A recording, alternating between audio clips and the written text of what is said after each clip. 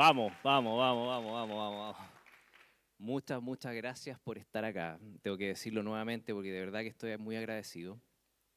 Y también estoy muy agradecido de yo estar acá, de poder decir lo que tengo que decir. Y bueno, antes de partir, me gustaría indicar que en este link, en este vínculo, que ustedes ven ahí, van a poder encontrar todas las referencias de mi charla. Todos los vínculos, los datos, las cosas que después dan ganas como de escarbar un poquito, las van a poder encontrar ahí. Así que dudas y cosas las pueden consultar ahí. ¿Ok? Bien. Hoy me toca abrir a mí la primera puerta. Me gusta decirle así, porque es como la entrada a la madriguera del conejo. Hoy vamos a hacer un viaje, o los voy a invitar a un viaje, ¿ya?, de reconocimiento de la forma de nuestra Tierra. Y vamos a poner en duda algunas afirmaciones que se hacen sobre eso. ¿Están listos para partir el viaje, no? Vamos, entonces, lo partimos a los 250 kilómetros de altura. Esta es la grabación de mayor altitud que tenemos actualmente, el TLR Rocket.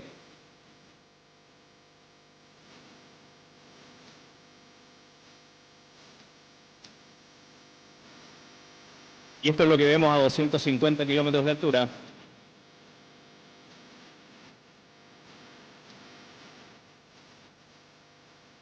Bastante recto y profundo.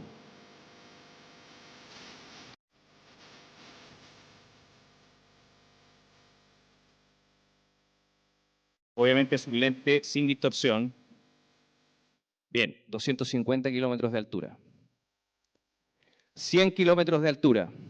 La nave Blue Origin también nos regaló esta imagen preciosa, ¿cierto?, de un horizonte recto y profundo. 80 kilómetros de altura. Un globo aerostático de altitud nos entrega esta imagen preciosa, ¿cierto?, de un mar de nubes, también un horizonte recto y profundo. 33 kilómetros de altura. Otro globo, el Graupel 2, ¿cierto?, logra tomar algunos picos montañosos, ya, a una distancia que están separados a una distancia de 440 kilómetros. 33 kilómetros de altura, volvemos a ver un horizonte recto y profundo. 10 kilómetros de altura, esto es una grabación que nos hizo nuestro queridísimo J. Tolan, que monta unas lentes infrarrojos y hace unas tomas increíbles. Veamos. 10 kilómetros de altura, lente infrarrojo. Lo que se ve ahí es Los Ángeles.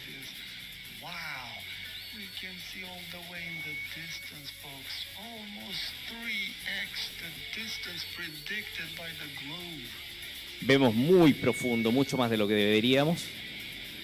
Monte San Jacinto, Los Ángeles.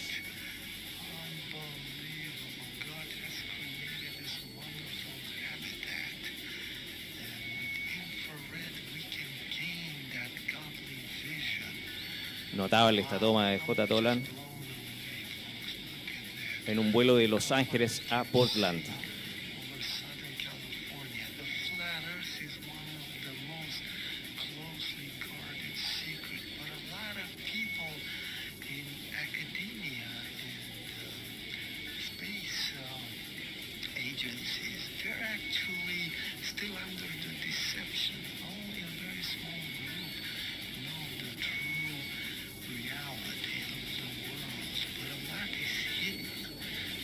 Hay muchas cosas ocultas, dice acá. El mayor secreto de nuestra vida. Vivimos en un mundo plano, dice J. Tolan, a los 10 kilómetros de altura que nos manda esta preciosa grabación. Bueno, seguimos bajando un poco. 2.820 metros de altitud.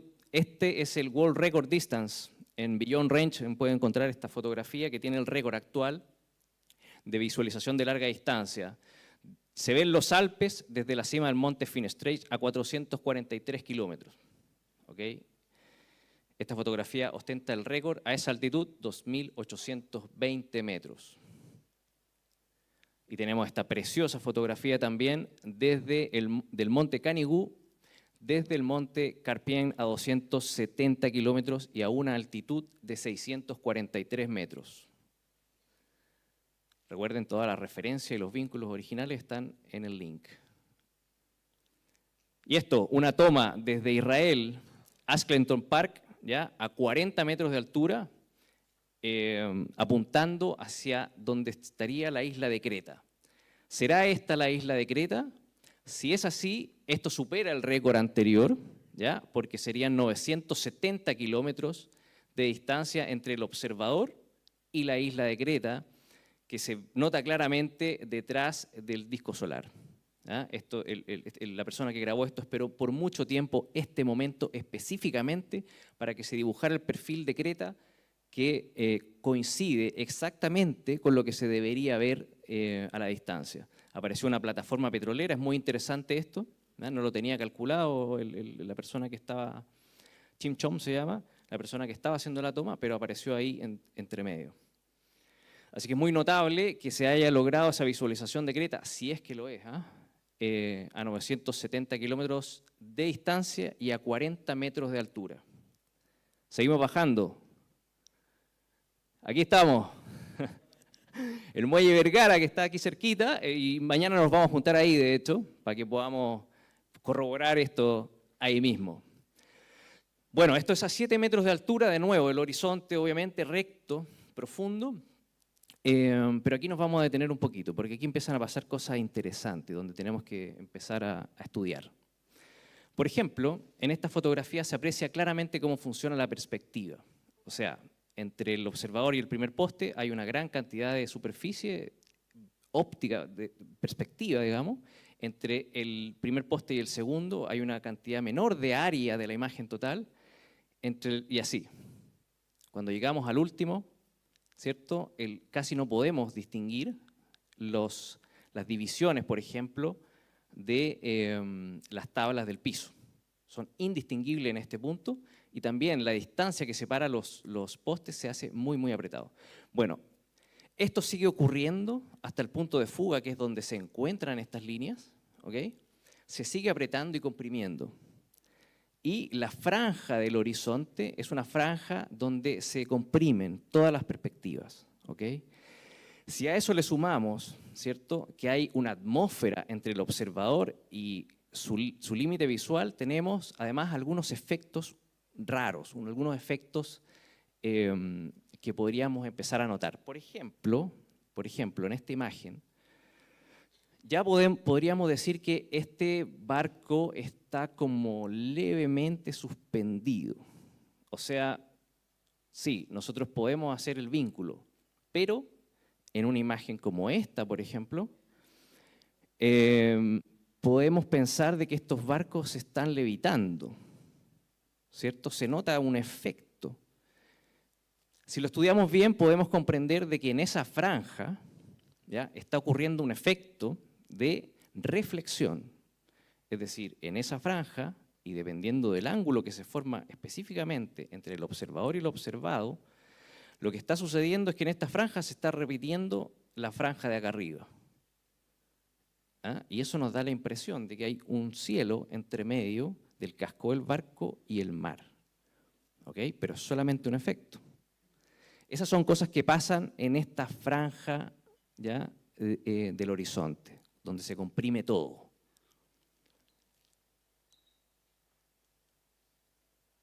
Y luego tenemos esto. ¿Y qué está pasando acá? Acá estamos viendo, ¿cierto?, las chimeneas de un barco, las puntas de un barco, pero ese barco no lo vemos completo. No lo vemos completo. ¿Qué está pasando? Resulta de que también aquí podemos distinguir una línea que se llama la línea del espejo, ¿ya?, el eje del espejo, que es, de nuevo, lo mismo que vimos recién, el reflejo de lo que está arriba, pero esta vez inmediatamente, ¿cierto? Se refleja inmediatamente lo que está arriba en esta franja. Entonces, en lo que parece ser visualmente el borde, ¿cierto?, del mar, hay una franja que nos separa del objeto, que es la franja reflejada, y que en el fondo está escondiendo parte del barco. ¿Ok? Pero ¿qué pasa si subimos un poquito? La persona que hizo esta toma, en el mismo rato, subió algunos escalones y nos mandó esto. ¿Qué pasa si subimos un poquito? Resulta que tenemos el mismo efecto, pero con un ángulo diferente. La diferencia en el ángulo hace que esta vez podamos ver más barco hacia arriba, pero también nos queda una pequeña franja del reflejo de lo que está arriba. También tenemos una porción del banco escondida en esta franja de reflejo. Ok. Veamos un ejemplo con un experimento casero, digamos, un barquito de papel. ¿Qué pasa si cambiamos el ángulo? Vamos a ver cómo el camarógrafo poco a poco va a empezar a bajar y miren lo que empieza a suceder, ¿cierto?, con esos efectos ópticos que ocurren en la franja del horizonte. Subimos la cámara nuevamente, el barco está completo. Podemos comprender de que aquí están sucediendo algunas cosas que tienen que ver con ángulos y con reflejos. Ok, pero luego tenemos esto. Esta es una toma de, entiendo, Playa del Carmen hacia Consumel, que está al frente a unos 18 kilómetros. ¿Y qué pasa? Que en Consumel hay edificios bastante altos, pero pareciera ser que a esta altura se ven cortados. ¿Ok? Se aprecian cortados. De hecho, tenemos un zoom. Y así se ven. Hay 2 pisos menos. ¿Qué está pasando acá? Bueno, también hemos podido experimentar eso. ¿Ok?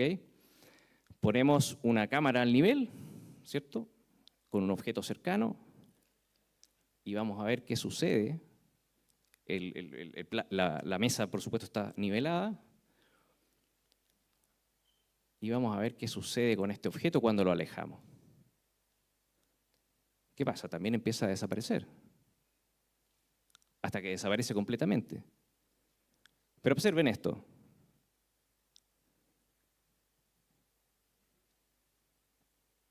Vamos a hacer zoom y logramos ampliar la perspectiva, ampliar la resolución y tenemos el objeto nuevamente. Y este experimento es muy interesante porque es similar. Estamos en un lago completamente tranquilo, calmo, sin nada de olas, nada, un espejo, ¿ya? Y el muchacho que hizo el experimento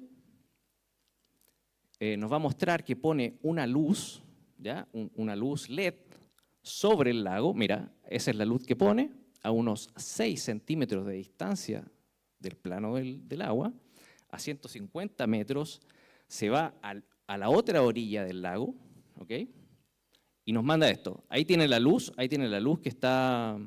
Y fíjate, cuando está tocando el agua, ¿qué pasa con la luz al fondo? Fíjate, de nuevo lo va a hacer de nuevo y lo tenemos en cámara lenta. La luz está sobre el agua, ojo, ¿ok? Hay muy poca distancia, si uno hace el cálculo, quisiera meter curvatura, ahí es imposible, no hay nada de curvatura posible, pero resulta de que el efecto, la resolución angular y el ángulo no nos dan para resolver el objeto a la distancia. ¿Y qué pasa? Fíjate cómo desaparece. Fíjate cómo desaparece. Repito, la luz está sobre el agua. ¿Se entiende? Ok.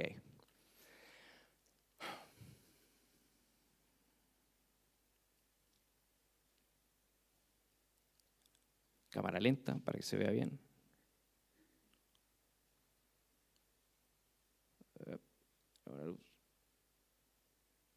Ahí está. Ok. Bueno, hemos podido estudiar ese fenómeno, ¿ok? Y de nuevo voy a citar la referencia, porque hay un estudio completísimo que determina, obviamente, que como nosotros vemos por un aparato ocular, en este caso la retina, la pupila, ¿ya?, la combinación de ambos hace que nosotros tengamos un límite visual. No vemos hasta el infinito, ¿ya? Ese límite está determinado precisamente por nuestro aparato ocular. Y ese límite... bueno, curiosamente, si uno está en la playa, está como a los 5 kilómetros, ¿ya?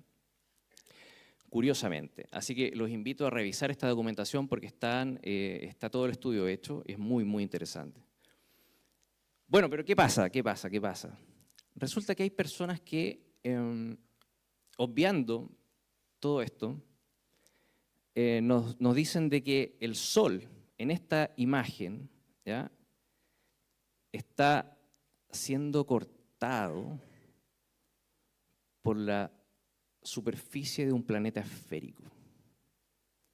Es decir, acá lo que ustedes ven aquí, esta línea que separa el mar del Sol, sería la última porción de tierra, de mar en este caso, ¿ya?, que vemos de la superficie de una esfera.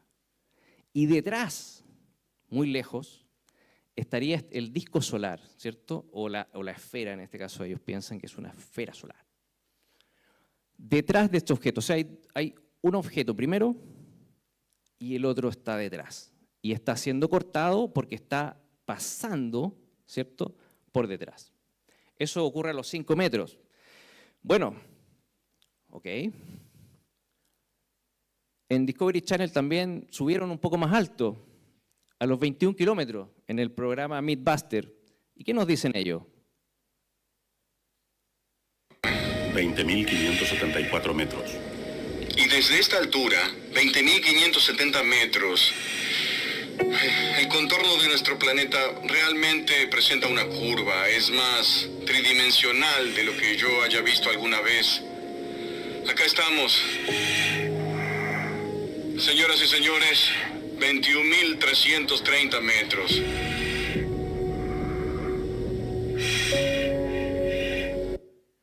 Lo escucharon, ¿no? Él dijo que con sus propios ojos, a esa altura, veía una curva. ¿Ok?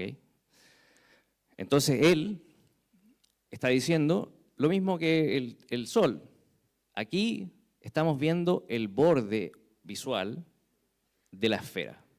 Y más encima te la pronuncian bastante, ¿no? Sabemos que a los 21 kilómetros está difícil eso. Ok.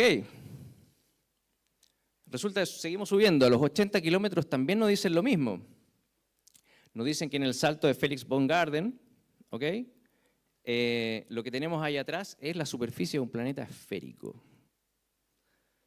Por supuesto nos dicen lo mismo a los 100 kilómetros. Esta es la misma toma de Blue Origin, pero con el lente ojo de pez. Entonces nos dicen de que acá atrás lo que tenemos es, de nuevo, el borde de una esfera, a los 100 kilómetros. A los 400 kilómetros, lo mismo. Tenemos ahí, esto es una toma desde la Estación Espacial Internacional, en cualquier minuto pueden ir y conectarse, transmiten en vivo la mitad del día. Y acá tenemos, de nuevo, el borde de la esfera. Esto ya sí es literal, o sea, aquí de verdad, teóricamente, deberíamos estar viendo la curvatura de la esfera. Sí, aquí sí. ¿Okay? Así que esto es literal. La última porción, ¿cierto?, de nube en este caso es aquello que nos bloquea de lo que está detrás. Y bueno, por supuesto, Elon Musk. Elon Musk nos mandó esta imagen belleza que es tan real que parece fake. A los 4.000 kilómetros. Bueno, y acá vemos la curva completa. Si recién se iba curvando cada vez más, aquí ya vemos gran parte del arco de la esfera. Y bueno, si esto es verdad, es una esfera. Obviamente, la más lejana, 384.000 kilómetros. Apolo 8, la primera en su tipo. Tenemos una esfera, ¿cierto?, allá lejos. Pero ojo que aquí también tenemos un horizonte, ¿eh? Pero esta vez el horizonte de la Luna, que también es una esfera, ¿o no? Bien, entonces, ¿qué tenemos? Vamos a resumir un poco. Tenemos que nosotros vemos a 250 kilómetros un horizonte recto y profundo, lo mismo a los 100 kilómetros, lo mismo a los 10 kilómetros, lo mismo a los 640 metros, a los 7 y a la altura del mar. Horizonte recto y profundo. Pero, por otro lado, hay gente que nos dice que estamos viendo en la playa del Carmen, los edificios de Consumel cortados por la superficie del planeta esférico, a los 3 metros, a los 5 metros el Sol, a los 21 kilómetros el señor Adam nos dijo que era muy curvo para él, a los 100 kilómetros, esta es la misma toma, lente diferente, a los 400 kilómetros de la Estación Espacial Internacional, esta belleza de Tesla, y desde la Luna. Entonces, ¿qué pasa acá? Tenemos dos mundos diferentes. Aquí cambia el lente, aquí por lo menos cambia el lente, aquí ya está otra cosa, pero en el fondo nos plantean que hay dos versiones, ¿ok? Lo podríamos poner así. Pero acá ocurre algo interesante, porque no se pueden sostener ambas. Es una o la otra, no podemos entrar hay un principio lógico, fundamental, que se llama el principio de no contradicción. Lo planteó Aristóteles y dice que tú no puedes definir algo de manera contradictoria. Así que tenemos que ver, estudiar, cuál de estas dos será la verdadera, la correcta. Y hay que preguntarse si es posible llegar a determinar eso, ¿ok? Y esa es la pregunta que nos hemos hecho desde un tiempo a esta parte, habrán pasado unos 5 años, la investigación ha sido muy interesante, pero creo que ya tenemos algunas claves. Y resulta de que aquí mismo tenemos una clave. Porque lo que ustedes ven aquí a la derecha, ¿ya?, tiene una consecuencia. Decir que lo último que vemos acá es el borde del planeta esférico, lo mismo acá, lo mismo acá, lo mismo acá, lo mismo aquí y acá, tiene una consecuencia. Y quiero que ustedes recuerden por mucho tiempo estas líneas magenta. Porque estas líneas magenta, si el planeta es esférico, son muy importantes. Estas líneas magenta son lo último que podemos ver, ¿cierto?, de la esfera antes de que nos comience a ocluir las cosas que están detrás, ¿cierto? En cada caso, esto es lo último que podemos ver antes de que nos tape el sol, esto es lo último que podemos ver antes que nos tape el edificio, ¿ok? Es muy importante porque hay una superficie geométrica que supuestamente es lo que bloquea que está atrás. Es muy importante la línea color magenta, me gustaría que lo tuvieran súper presente. Y, si me permiten, voy a tomar un poquito de agua. Para poder, sí, vale. Vamos. Gracias. Ok, y esto nos lleva a la siguiente pregunta, y es una pregunta que me gustaría hacerle a todos ustedes. ¿Cómo podemos medir una esfera? Piensen en una pelota de tenis.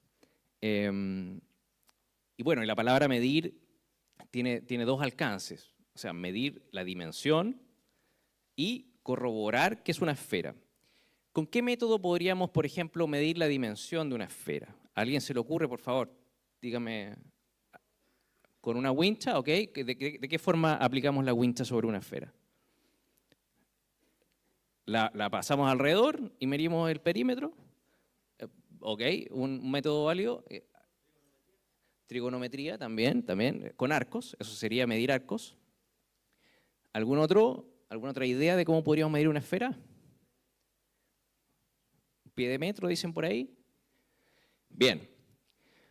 Yo clasifiqué en 3 grupos la forma que tenemos de medir una esfera. Si hay más, me los comentan. El primero sería midiendo diámetros o radios. ¿Ok? Tenemos una esferita, tenemos un pie de metro y lo calibramos hasta que nos agarre la esferita, y eso sería medir el diámetro. Ahora bien, si lo hacemos una vez, podemos tomar la medida, pero no estamos corroborando que es una esfera, porque podría ser un cilindro y nos daría lo mismo. ¿Cómo lo hacemos para corroborar que es una esfera? Bueno, el mismo método tendríamos que aplicarlo en distintas direcciones, ¿cierto? Y con una cierta cantidad de direcciones ya podríamos empezar a determinar que el objeto que tenemos ahí es una esfera. También podríamos hacerlo midiendo el diámetro de manera interna, es decir, haciendo un agujero, ¿cierto? Sin el pie de metro, haciendo un agujero y pasando una cinta métrica para ver cuánto es nuestro diámetro. Otra forma, midiendo perímetros o arcos. ¿Ok? Lo que dijimos recién, pasar una cinta métrica de lado a lado y ver la medida. Si lo hacemos una vez, podemos tener la medida. Si lo hacemos en varias veces, en distintas direcciones, podríamos corroborar que estamos hablando de una esfera. Y el tercer o último método, a mi modo de ver, es con alturas y tangentes. Es decir, apoyando objetos que tienen cierta altura y después tirando líneas de tangente hasta el punto de encuentro con la esfera. ¿Okay? Eso también nos permitiría, por trigonometría, si sabemos la altura de esto, podríamos entonces calcular el radio de la esfera. ¿Okay? Si lo hacemos una vez, podemos corroborar que es una esfera. Si lo hacemos varias veces en distintas, tomar la medida, si lo hacemos varias veces en distintas direcciones, podemos corroborar que es una esfera. Ok, eso para mí son las tres alternativas que tenemos, ¿ya? Pero, ¿cuál de estas alternativas podríamos aplicar en una esfera, o sea, en un planeta, si fuera esférico del tamaño que nos dicen? ¿Cuál de estas alternativas podríamos aplicar para tomar la medición? Es la tercera, ¿no? Es la única, porque no podemos tirar una cinta métrica alrededor del planeta, no podemos tener un pie de metro gigantesco, tampoco podemos hacer una excavación de lado a lado. La única que nos queda para poder hacer la medida, si nosotros quisiéramos decir que vivimos sobre una esfera, tendríamos que aplicar este método para calcularlo. ¿Ok? Es la única. Y aquí es donde entra un personaje que no todos conocen porque lo tienen medio olvidado, de hecho deberían darle mucho más crédito, que se llama Al-Biruni. No sé si conocen a Al-Biruni. No me extraña que no lo conozcan porque no le dan mucha bola, pero es el único que aplica el sistema correcto. ¿Ok? Mira, es tan importante para la demostración, ¿cierto?, de que vivimos en una esfera y que tenemos un sistema heliocéntrico, que le hicieron esta hermosa estatua, ¿cierto?, con las esferas arriba, con las bolas arriba. Bueno, Al-Biruni tiene una cita, dice aquí, voy a leer textual. Con su agudo ingenio legendario, escribe estas líneas inmortales. He aquí otro método para la determinación de la circunferencia de la Tierra, no requiere caminar en el desierto. Ahí le tira un palo a Eratóstenes y su raro método que implicaba tener un paso firme por 800 kilómetros en el desierto.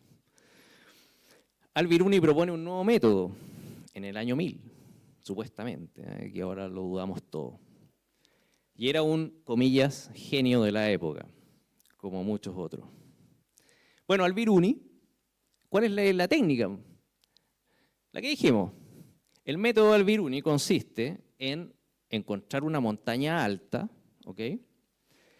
Determinar por trigonometría la altura de esa montaña. Hay varias técnicas que se pueden hacer para hacerlo, ¿ya? Determinando la altura de esa montaña, la cual desde ahora le vamos a llamar H, que es la altura del observador, él se pone arriba de la montaña y ocupa un artefacto antiguo que es para medir ángulos, ¿ya? Que después evolucionó, por ejemplo, en el sextante. Este es un astrolabio, porque en la época era lo que había, donde Al-Biruni dice que hay una diferencia entre el nivel de los ojos, que sería esta línea de acá, ¿ya?, y el punto de encuentro de la línea del horizonte, que sería esta línea de acá, ¿cierto?, con el punto C, que sería la tangente. La tangente donde nos encontramos con la esfera. Ese es el punto de encuentro, y según Al-Biruni, cuando te subes a una montaña alta y miras hacia el horizonte, tienes que bajar un poquito la mirada para encontrarte con este punto, ¿ya? Entonces, esa bajar la mirada, ese angulito que aparece ahí, ¿ya?, es el que nos permite determinar entonces el tamaño de la esfera. Interesante. ¿Qué pasa? Que esto es lo que hablábamos recién. Y quiero que entiendan de que Al-Biruni, cuando hace este experimento y se encuentra con este punto, lo que está viendo es la línea magenta, ¿ok? Es la línea magenta que hablamos al principio. Es muy importante esto. Es fundamental que entiendan de que esa línea tiene que estar, ¿ok? Porque si no, este método no sirve. Tenemos que encontrar ese punto, que es lo que nos determina el tamaño. Bueno, esa línea magenta,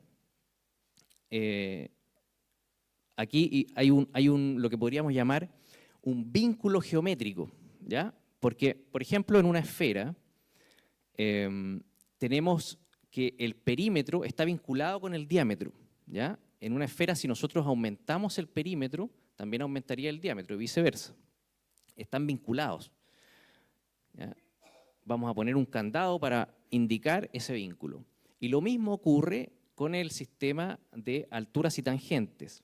Aquí los elementos de esta formulación quedan completamente vinculados entre sí. Es decir, si yo vinculo el perímetro y la altura, ¿cierto?, voy a tener como un resultado de distancia a la tangente. Si yo, por ejemplo, dejo fijo el perímetro, ¿cierto?, y aumento la altura, voy a tener otro resultado, ¿cierto?, con la distancia a la tangente. Entonces, aquí los elementos también están vinculados, eso es muy importante, y por eso es que la línea magenta está donde tiene que estar. Y nosotros podríamos formularlo de la siguiente manera: a partir de este vínculo geométrico, podríamos decir que la Tierra, si la Tierra es una esfera de ese tamaño que nos dicen, de 6.371 kilómetros de diámetro y 40.000 kilómetros de perímetro, ¿okay?, que esas son las dimensiones oficiales. Okay.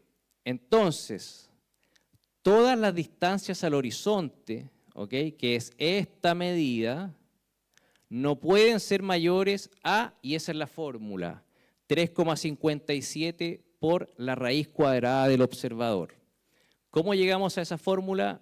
Consúltelo en las referencias. Wikipedia te lo explica súper bien. Es una reducción de la fórmula trigonométrica, ¿ya? Entonces, aquí tenemos un vínculo, ¿ya? Si nosotros aumentamos h y el perímetro está fijo, que es nuestro caso, porque nuestro perímetro no varía mucho, o sea, está bastante bien definido, muy cerrada el cálculo. Entonces, si eso está fijo y nosotros aumentamos la altura, la distancia de la tangente va a aumentar, y así. Y ese punto lo podemos determinar con precisión, que era lo que hacía Al-Biruni, nuestro queridísimo Al-Biruni. Ok, ¿qué pasa? Que esto lo podemos poner desde un punto de vista lógico de la siguiente manera. Si la Tierra tiene estas dimensiones fijas, nosotros vamos a encontrar siempre el horizonte con esta fórmula. Y eso significa que vamos a ver cisnes blancos cada vez que observemos el horizonte, porque nos va a coincidir la fórmula. Pero la pregunta acá es, ¿qué pasa si nosotros encontramos alguna observación del horizonte y podemos determinar esa distancia, y esa distancia es mayor a esta fórmula? ¿Qué pasa? Y eso, amigos, es lo que le hemos llamado, desde el punto de vista lógico, el cisne negro. ¿Ok? El cisne negro nos viene a decir que si nosotros encontramos una observación del horizonte más lejos que lo que debería ser según la fórmula, quiere decir que la fórmula está mal, el tamaño está mal y nada te va a cuadrar. A eso le llamamos el cisne negro. Y hoy vamos a ver 3 ejemplos de cisne negro que hemos podido observar. El primero, Rampion Wind Farm en el Reino Unido. ¿Okay? Son unas turbinas eólicas, un parque de turbinas eólicas, ¿ya?, gigantesco. Aquí hay 5 kilómetros entre punta y punta en este sentido. Es una hermosa grilla, ¿cierto? Se nota bastante recta de la secuencia de turbinas. Esto está a 13 kilómetros de la costa, ¿ya? Y como digo, en el ancho tiene 5 kilómetros más. Y nosotros tenemos una observación desde la costa, ya la vamos a ver en detalle, pero tenemos una observación de un barco pasando por acá atrás de las turbinas, en una ruta que se conoce, que se puede consultar de hecho. Tenemos un barco pasando acá atrás y tenemos esa turbina, ¿ya? A 18,9 kilómetros la última. ¿Ok? Y tenemos ese barco pasando por detrás. Resulta de que el horizonte, según la fórmula que nos regaló Arbiruni, según la fórmula el horizonte debería estar a 3,7 kilómetros. Pero nosotros tenemos esta observación a 18,9 a una altura de 1,07 metros, 1 metro y 7 centímetros. Bien, veamos en detalle esta observación. Ahí vemos el barco pasando por detrás. Bien. Ese es el contexto. Esa es la ubicación de las turbinas. 18,9 kilómetros hasta la última turbina. Ese es el punto de observación, la altura de la cámara. El eje está puesto a 1 metro 7 centímetros. Y esa es la observación con un super zoom de una cámara P1000. Y ahí lo tenemos.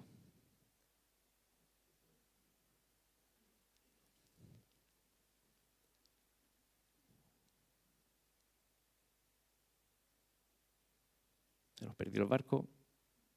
Ahí viene. Ahí viene.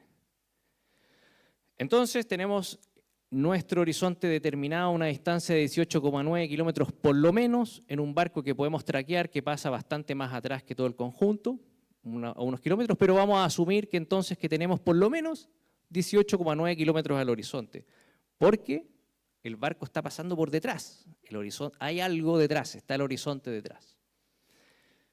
Bien, esa es la primera observación. La segunda son las penínsulas en Shelter Bay, Canadá. ¿Ya? Esta es una secuencia de 2 lagos, Arrow 1, Arrow 2. El observador está en Shelter Bay, muy cerca, acá en una playa cercana. ¿Ya? Y lo que se va a ver acá, esta es la observación, tenemos tres hitos lejanos. Una primera península a 2,3 kilómetros, que es esta de acá.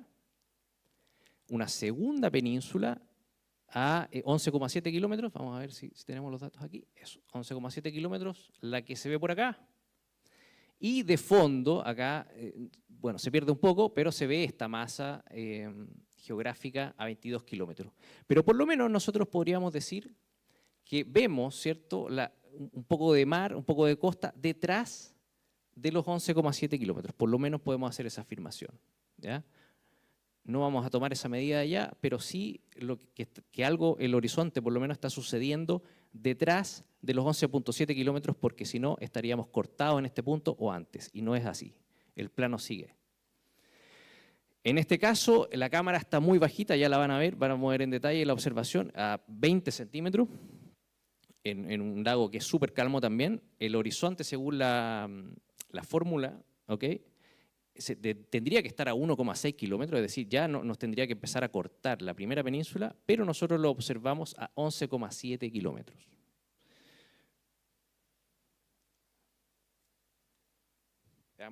Veamos la observación. Esos son los hitos que vamos a ver.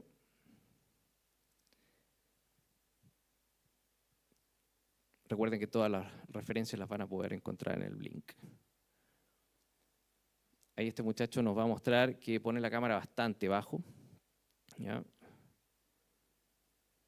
Es un lago súper tranquilo. Y ahí tenemos la observación. ¿Ok? 2,3 kilómetros, la primera península.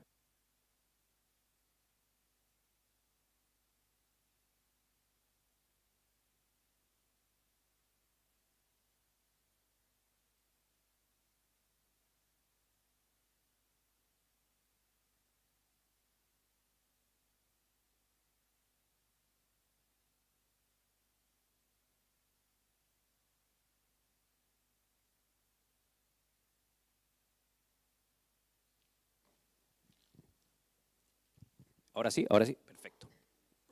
Bien, entonces hemos podido ver en esta observación el horizonte a 11,7 o por lo menos detrás de 11,7 kilómetros. Y esta es la observación más famosa porque es la primera. Y yo aquí tengo que felicitar a Quantum Eraser y el equipo de Flutter Debate en el Reino Unido, que son los que primero lograron ver esta secuencia lógica, así que todo el crédito para ellos. Esta es una observación que se ha repetido muchas veces, ya vamos a ver. En las plataformas petroleras de California, en Santa Bárbara, ¿ok? Y tienen la toma de estos dos grandes objetos, y eso es lo particular, que no en cualquier parte, no en cualquier playa encontramos a la distancia estos grandes objetos que nos permiten ver entre sus patas lo que hay detrás. Eso es muy importante, por eso estas observaciones son muy valiosas y son puntuales, ¿ya? Requieren tener ciertas condiciones. En este caso tenemos dos plataformas petroleras. Esta es la plataforma Hill House, ¿ya? Que desde donde está el observador en esta toma, la plataforma Hill House está a unos 10 kilómetros, me parece que aquí lo tengo anotado, casi 10 kilómetros. Y la de atrás es la plataforma Habitat, ¿cierto? Más lejana, a, entiendo que 15 kilómetros. Tenemos una boya entre medio de las dos plataformas. Aquí generalmente se montan focas, ¿ya? Está entre medio de las dos, ¿ya? Y podemos ver claramente de que al menos nuestra línea del horizonte lo podríamos situar al menos donde está la segunda plataforma. O sea, no hay una línea de corte anterior a eso. Por lo tanto, esta es nuestra distancia segura, donde podríamos decir, mira, el horizonte está por lo menos detrás de los 10 kilómetros, que es la primera plataforma. ¿Ok? Si lo volvemos a la fórmula, de donde está el observador, a unos 50 centímetros de altura, el horizonte debería estar a los 2,52 kilómetros de distancia, pero nosotros lo vemos por lo menos a los detrás de los 10 kilómetros, por lo menos. Vamos a ver entonces.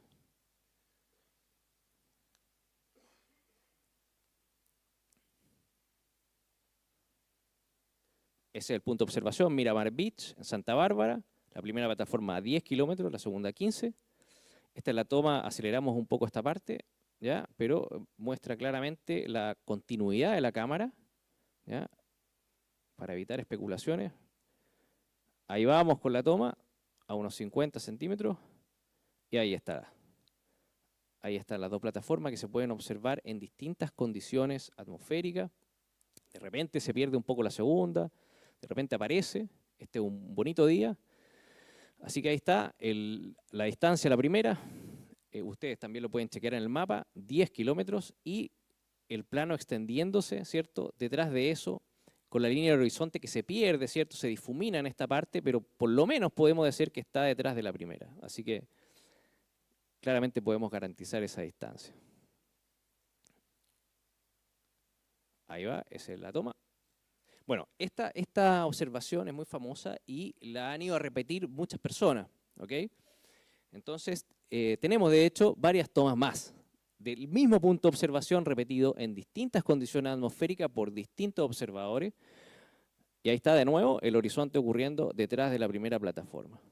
Otro día, un poco más tarde, de nuevo, mismo punto de observación, altura similar, y tenemos pasando, ¿cierto?, la primera, la segunda, y vemos que el mar se extiende detrás de la segunda, pero podríamos por lo menos decir que se apoya ahí en la segunda, ¿ya? Que por ahí se pierde. Un poco más tarde, mismo punto de observación, ¿ya? Otra persona graba esto, donde claramente el mar está pasando detrás de las patas de la plataforma y podemos situar el horizonte detrás de la segunda.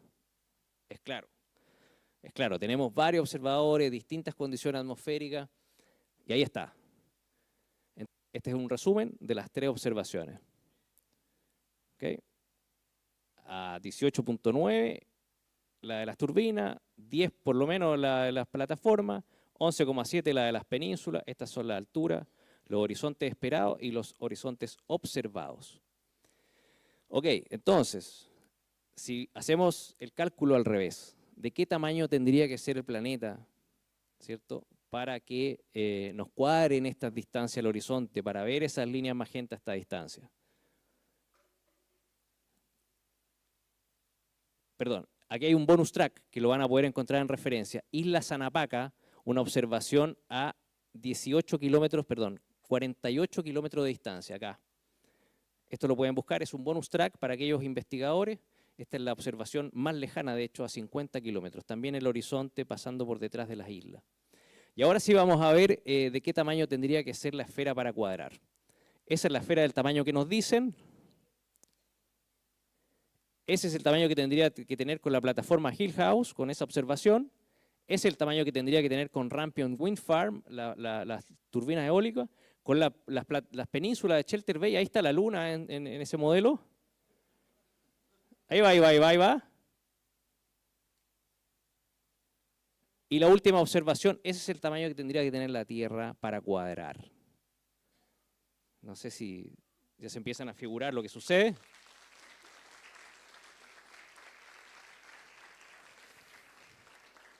Miren,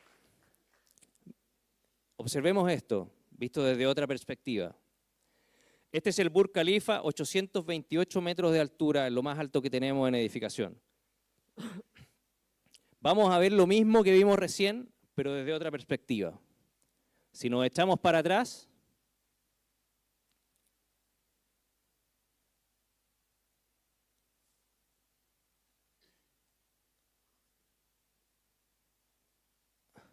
acá tenemos la observación de Shelter Bay, esa es la curva esperada, la de la isla Napaca, y esto, queridos amigos, es el mundo que conocemos.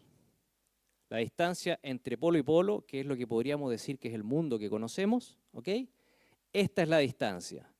Esto es lo que esperamos con las líneas magenta de una esfera de 6.371 kilómetros, y las observaciones nos entregan esta curva, por lo menos con Shelter Bay, esta con Isla Napaca, y les aseguro que en la medida en que vayamos encontrando observaciones más lejanas, esta línea se va a ir poniendo cada vez más horizontal. Por lo tanto, podemos decir con toda tranquilidad que al menos nuestro mundo conocido es plano.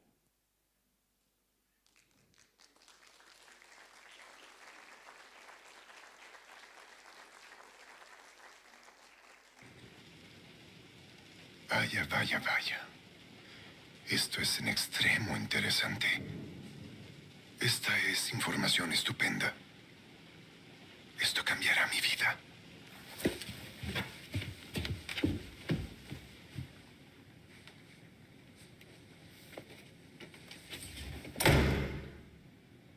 Los invito a todos a entrar por esa puerta. Muchas gracias. Vamos, vamos. ¿Por qué no le damos un aplauso fuerte a Leo? Muchas gracias. Vamos. Grande, Leo.